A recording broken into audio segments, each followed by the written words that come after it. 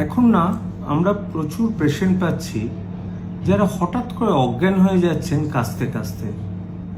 এই মুহূর্তে 3 জন আমার আন্ডারে ভর্তি আছেন। আপনারা যারা বাইরে আছেন নিশ্চয়ই এরকম পেশেন্ট পাচ্ছেন।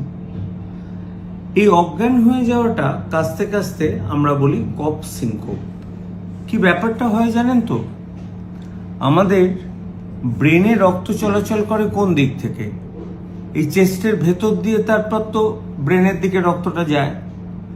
তা যখন প্রচন্ড কাশি হয়, মানে পর পর পর পর কাশির দমক যেটা, তখন আমাদের ইন্ট্রাথোরাসিক প্রেশার অর্থাৎ লাংসের বাইরের প্রেশারটা এত বেড়ে যায় যে ব্লাড ফ্লো কিন্তু ব্রেনে হতে পারে না। তখন ব্রেনে রক্ত চলাচল কমে যায় বলে মাথা ঘুরে পড়ে যায়। এটা আমরা কাদের পাই?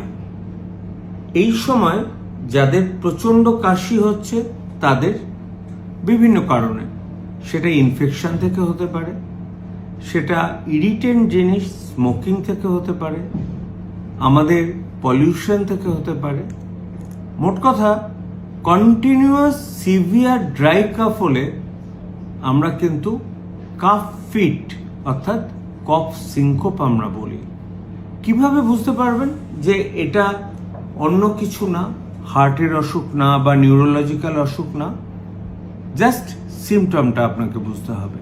পেশেন্টকে ভালো করে জিজ্ঞেস করবেন, বলবে যে দমকে দমকে কাশি হচ্ছিল, আমি কাশতে কাশতে হঠাৎ করে আমি মাথা কেমন ঘুরে গেল, আমি পড়ে গেলাম, তারপর আমি ঠিক হয়ে গেলাম।